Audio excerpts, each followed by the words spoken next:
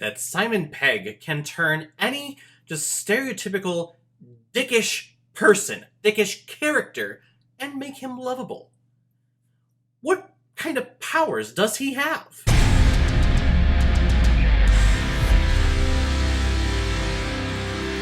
Run, Fatboy, Run! Released in 2007 and is directed by David Schwimmer, who is Ross from Friends. Oh, Rachel, why don't you love me?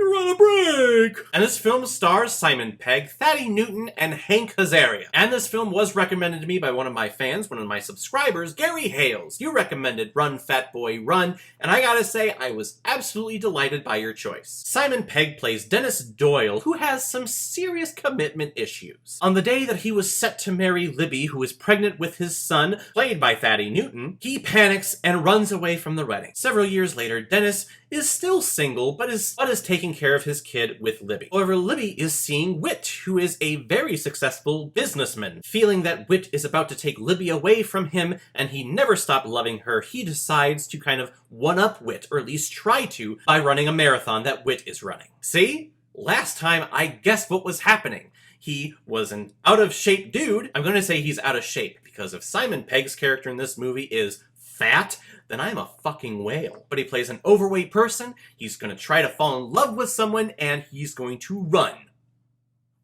Nailed it. This is my first time seeing Run, Fatboy, Run, and I remember seeing some trailers and some previews for it, but it was never really on my radar back when it was coming out. And after my first viewing of this movie, I was getting major Shaun of the Dead vibes. Because like I said at the top of this review, Simon Pegg has this just strange ability to take any character on paper that when you read it and you read what they do, they come off as just stereotypical dick. Dennis, in this movie, leaves his fiancée at the altar who is pregnant with his child. Just straight up leaves, runs away, leaves everyone there.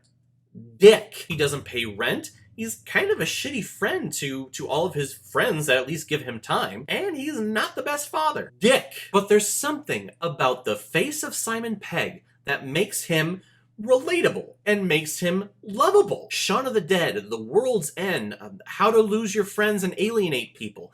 All of these characters that he plays are giant dicks, but because they're played by Simon Pegg, you go along with them. They're our protagonists, and I'm okay with that. Because it's scriptwriting 101, right? We want a hero that we can get behind. We want someone that is noble, someone that, we can root for, who's the underdog. And Dennis in this movie is all of those things. He is definitely an underdog when it comes to Hank Azaria. But the man needs some sense knocked into him. So when he sees his former fiancée moving on to this very successful person, he feels threatened, which kind of makes this a pissing contest over a woman, which I do not like. Oh, you want to marry my wife, huh? Okay, well, my dick is bigger than yours. I don't know why a dick measuring contest became French in my mind, but it did. But the bare bones of this movie is just that. It really is a pissing contest between Dennis and Whit, between Simon Pegg and Hank Azaria. Whit has everything going for him. I actually think he's an American, if I recall correctly. I don't think he had an accent in this movie. And initially, you meet Whit and you go, he's not that bad of a dude. Yes, he says some snide comments here and there, but he's still a good boyfriend to Libby, and he's a good provider for their son. As the movie rolls along, though, it becomes a little bit more dickish. So Dennis has got that going for him. But Dennis is one of those people, and you probably know at least someone in your life like this, that never completes anything. He has a basic part-time job, he never pays anything on time, doesn't take care of himself physically or emotionally or mentally. People have him as a friend because of the longevity. But this movie, this story is about this average man just taking the bull by the horns and trying to turn his life around. And it's about finding that drive in yourself to keep going no matter what, no matter the pain, no matter the sorrow, no matter the circumstances. If you set a goal and you're determined to get there, you get there. Which, when it comes to sports movies, is pretty normal. You got talent, you got drive, but you need to have that eye of the tiger to get you a little bit farther than the other guy, to make you want something in life, to push you. And it turns out to be a very nice, heartwarming film. Thaddeus Newton, that I only really know from Mission Impossible 2, and when it comes to that franchise, is definitely the worst of the bunch. But I enjoyed her for what she was given. Her character has a pretty big leap in this movie that I wasn't fully on board with. She goes from thinking one thing and then with a slight little saying or a slight little thing that's said, all of a sudden her mind shifts and she goes, "Oh, I'm in love with him again."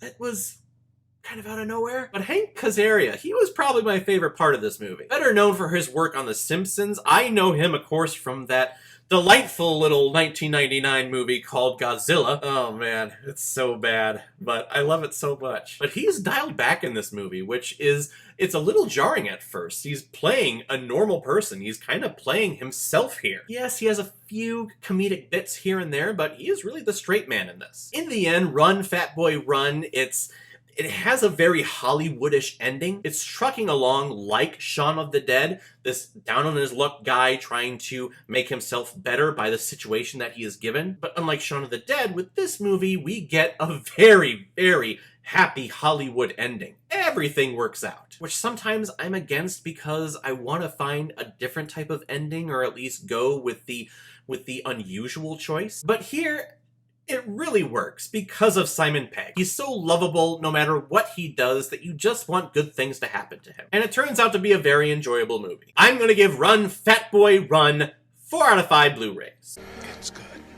It's good.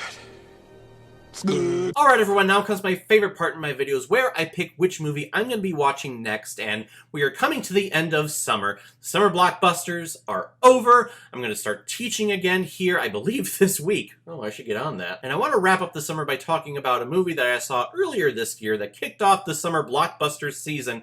A little movie, you may have heard of it. Probably the biggest movie of all time at this point, Avengers Endgame. I'm not choosing it at random, no one recommended it for me, just a movie I want to talk about because it was so good. So I'm excited to share my thoughts about Endgame for you. Of course, it's like 4 or 5 months after the fact, but I'm still excited to share my thoughts. So if any of you have recommendations of movies that you want me to review on here, please leave your comment below this video, go to my Facebook page, my Instagram, or my Twitter, leave your recommendation there, and if I have access to it, I will watch, review it, and give you a shout on the channel. So guys, have you seen Run, Fatboy Run? What did you think about it? Or if you've never seen it before and you stumbled across it because of this video, please comment below, let me know what you thought about it. And if you like what you saw here, if you like my take on movies, then hit that subscribe button, it helps us out a lot. We are really close to hitting 627 subscribers by the end of 2019. We are almost there. Thank you so much to everyone that has subscribed. If you have friends, if you have family members that like hearing people talk about movies, then send them over my way and have them hit the subscribe button. And don't forget, if we hit 1,000 subscribers, I will torture myself and release my reactions of watching Arachnophobia, a movie that I never want to watch again from my childhood because I have it, and it's going to be delightful for you. It's going to be very entertaining, and I'm going to get super drunk while watching it. So everyone, I will see you next time with my review of Avengers Endgame. In the meantime, be well, be good to each other, and go watch a movie. Take care, guys.